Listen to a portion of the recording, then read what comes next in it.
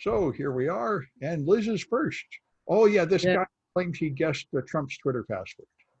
Yeah, but that couldn't be possible because you've got to have like a 197 IQ and like 15% of their password. So no confirmation that happened, and I'm sure it didn't because our fearless leader is the most secure, the most bigliest secure ever.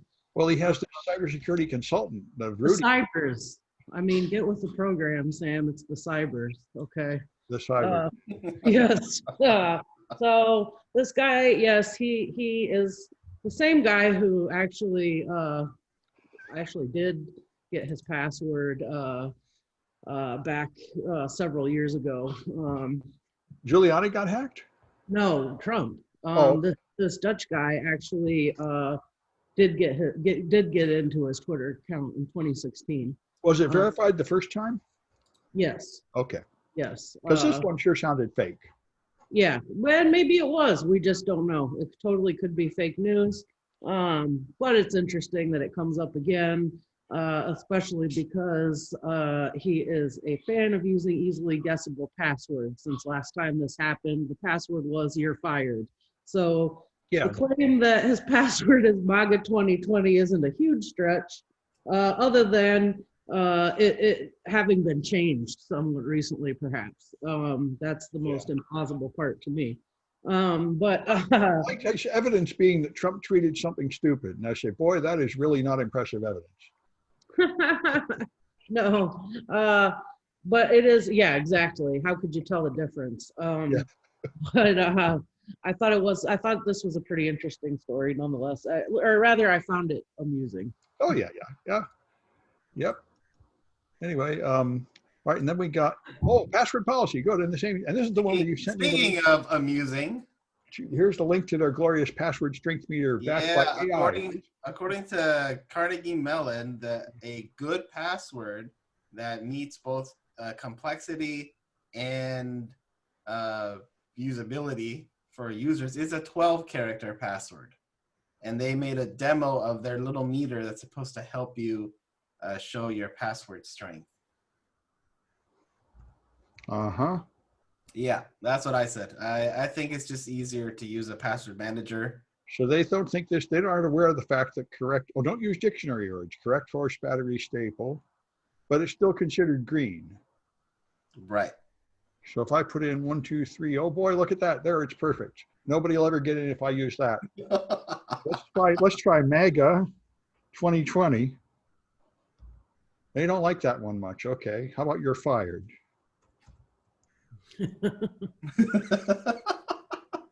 You know, if you used the punctuation marks, yeah, that's what I thought. That would have made it like all secure and stuff. Anyway. Okay. Yeah, I still think the better route to go is get a password manager. Absolutely, yeah. Get a password manager, have it create your really complex and long passwords and have it store for you. Yeah, all these lame tricks are kind of self-defeating, I think. Right, we just, we were talking about 8, now 12, what next, 16? Just use a password manager. Yep. Just use a password manager. And low-cost freelancing, this sounds good. Yeah. So if you're really concerned about security, you can hire a freelance security person for $20. And so what this guy did is, or I don't actually, is it the guy? I don't know. Well, what this person did is they created a website with some pretty obvious vulnerabilities. They had a set cook E misspelled to the auth password that would get you in. And they also had like SQL injection directly on the page that you could just visible to everyone. Now, I will admit, if I was going to burp and I saw set cook and then that, I probably would glance over it initially because I wouldn't pick up that there's no E at the end of cookie. But that SQL injection for sure, you know, anyone who knows anything would get it right away. So if you spend more than an hour on this, you'll at least get one of the two. And although you would probably eventually figure out the set cookie thing. Anyway, so this person hired a bunch of testers, one for $20, one for $30, One for, 40, 50, all the way up to $400. A $400 pen test. That's pretty fancy stuff. And the results is you get basically what you pay for. If you pay, the person who did the best apparently is the person who cost $400. They still didn't get the second bug. So I think they found the SQL injection, but not the set cookie. And they correctly identified what was going on. But it does show you that those really expensive pen tests are worth it. You are getting what you pay for. At least down in that area, all those are way below the going rate for real pen tests. Yes, exactly. If you try to go cheap on your pen tests, yeah, it's not going to end up very well for you. No, it reminds me of when I was in grad school, there was a murder trial. One of my friends was on the jury, and this guy hired a discount hitman who spent half the money on drugs and then shot the wrong guy. And there are some jobs where you just need to pay a price and get a professional. Right. You should have hired a journeyman hitman. I know. Anyway, so there's the one that, caught a lot of attention. They had this ridiculous thing where Ray from the FBI and Trump's political guy had to stand up and claim that these emails were sent by Iran. And I thought that was ridiculous. Iran immediately denied it. And I said, why in the world would Iran send pro-Trump emails? Now, the guy announcing it had to lie and say this was to work against Trump. Yes. And I thought they just blamed it on Iran so they wouldn't have to admit it was Russia. But anyway, this is Mandiant's statement on it. And these are people actually know something. And they say that, in fact, it probably was Iran, which surprised me. So they here's the emails they send you saying they've got your email address. This is just publicly available data anyway. So they're saying they hacked something to get it. It's just a list of your address and which party you're registered to, which is easy to get. But anyway, they say down here, Iranian operations date back 8 years, and they've done a lot of this similar things. And here's one of the Mandiant people saying, you might think, why would Iran want to pressure Trump? But they say, no, they just want chaos, just like Russia and China. So they say it's not as ridiculous as I thought to blame it on Iran. So anyway, I'm glad to hear some professionals in attribution speak up, because the whole thing seemed really bogus and politically motivated. And Trump is certainly pressuring all his law enforcement agencies to gin up any kind of chaos just to try to rig the election. So I don't really trust anything that I hear from the government very much lately. But I'm more inclined to trust the Mandiant people who are a little bit outside it. Anyway, outsourcing ransomware. Yes. So just like well, this sort of relates to Kaitlyn's story a little bit, in that the adversarial side is doing it too. Essentially, they're making so much money and they're doing so well that hackers have started outsourcing ransomware services. Sam, you were just talking about how there's a shortage of good jobs for students right now, and hey, if they know EXSI and Active Directory, they can get hired by ransomware. Money mule, you'll be the one that gets blamed when they get caught. It's really not a good way to go, but it's happening, and I think that it's sort of interesting that we've gotten to this point where these malware outfits are essentially mimicking a standard Silicon Valley tech company in terms of structure. Yeah. Also, well, if it works. Yep. Also, it looks like they're recruiting insiders that want to betray their company, and that seems like that might work. There's a lot of IT people that are disgruntled for often quite good reasons. Yep. And would be quite willing to burn the place down on the way out. Yes. Yes. Yeah. So that's why people really ought to treat their IT people better than they do. Absolutely. Mm-hmm. Yeah. But we know some colleges that treat people like dirt that they probably shouldn't be treating that way too. Anyway. So, Anyway, so SNCC. Yes. Okay. They are finally helping in checking images for security problems. Download the images from the repository. Right. People just download Docker images and run them without actually checking, and this tool will help in letting you know, hey, this thing is vulnerable, don't run it. That's a really good idea. This supply chain issue is really huge. Yep. So this tool will now help with that part. That's a good idea. Yeah. All right. And LD audit. Yeah, I saw this. I thought you could do this on Windows too. Is it just Linux?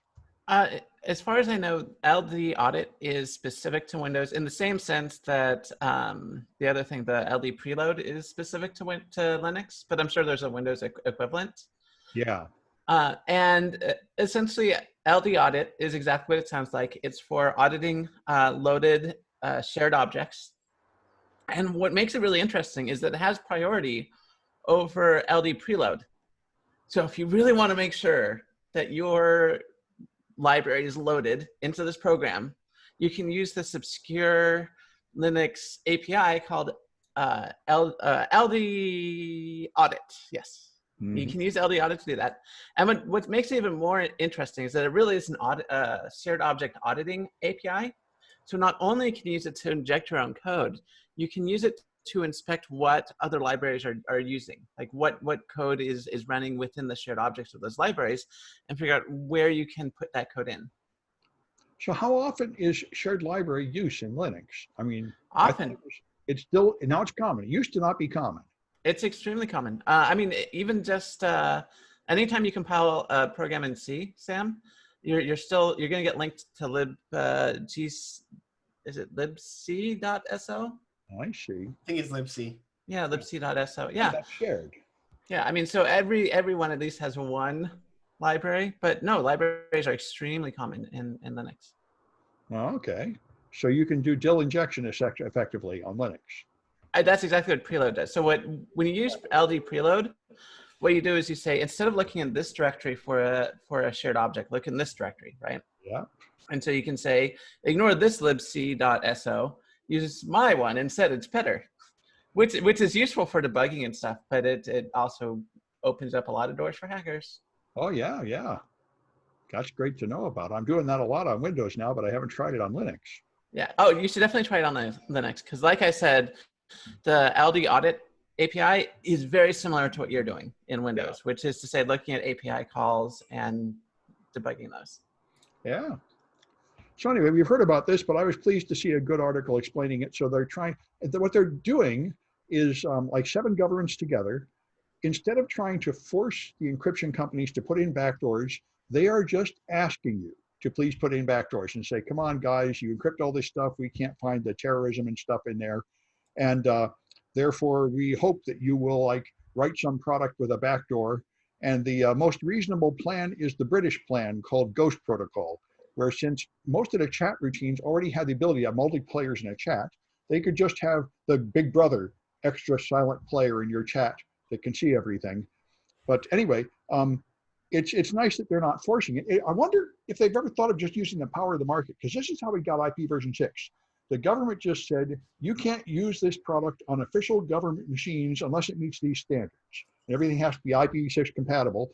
And it seems to me like they could just say the US government cannot use any chat or message system that doesn't have a third-party backdoor so we can have an archive kept of it all. And that would create a financial incentive to make the official government Skype product do this. Anyway, we'll see where it goes, but this is the latest one. The attempt to outlaw secure encryption, they seem to have given that up, which is a good thing.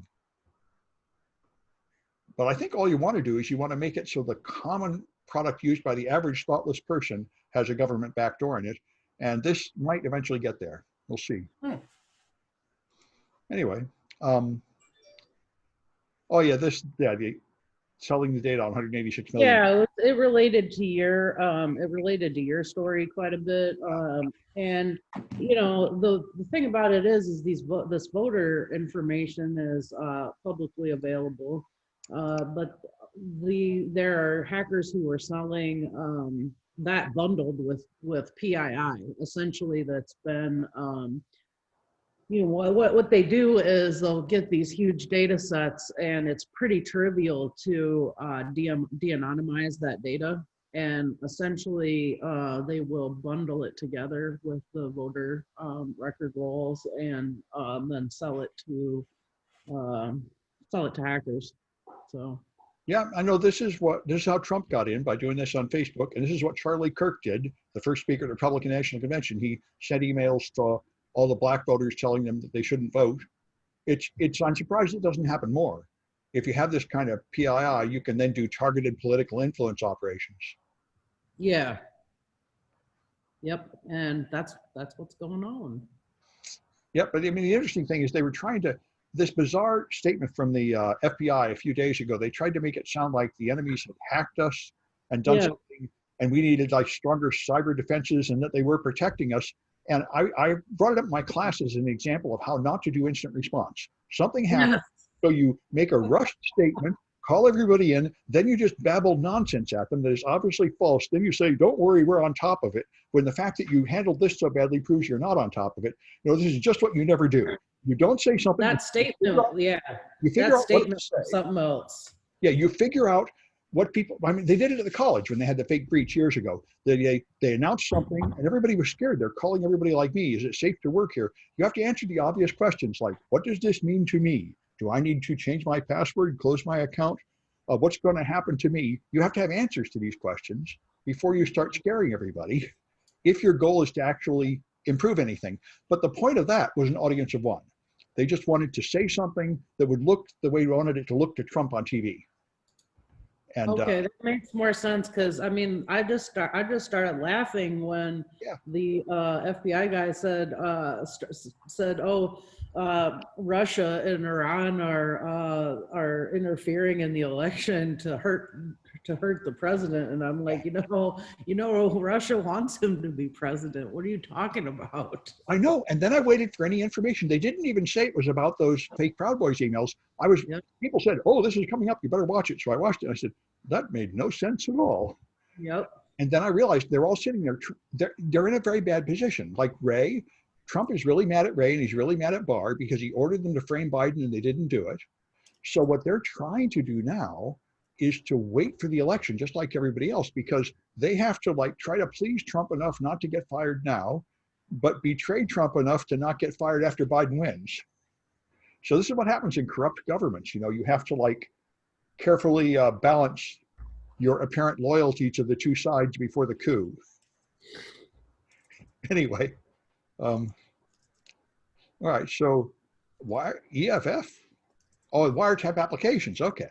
Yeah, so there was a case of a retired law enforcement officer who was wiretapped and wasn't really given notice, as the law is supposed to say. So he went to court with the EFF.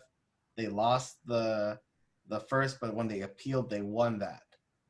So with the national security letters, they totally don't tell you, and that's okay, but not with normal wiretaps, right? Right. So under California law, the target doesn't have to show good cause to ask for the wiretap information.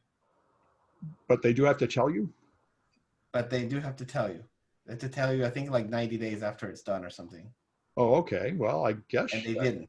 Yeah, they didn't give them a notice. Well, what's the point of a notice 90 days later, right? Oh, apparently that's the law. Yeah, okay. Apparently that's the law, and they didn't follow that. So this person sued with the EFF, and they lost the first round. They went to appeals, and they won that. Well, I do see the point of telling you 90 days later, because then you can hire and sue and expose it publicly, and that way, if they're abusively wiretapping people for no good reason, it will eventually come out. Right. So did they have any good reason? It doesn't look like they had good reason. But they did not really need good reason, right? They just had to tell him. Right. Okay. Yeah, because the first court said, "Oh, this was just routine," and he's like, "Well, that's not enough info. Why? What are you doing?" I'm surprised you don't need a reason for wiretap. I thought you could only do pen registers without a good reason, but that's what I thought too. But I guess not. Yeah. All right. Fair enough. And solar. Solar is in the news again, as it often is. It is now officially cheaper to build solar farms than it is any other type of electrical generation.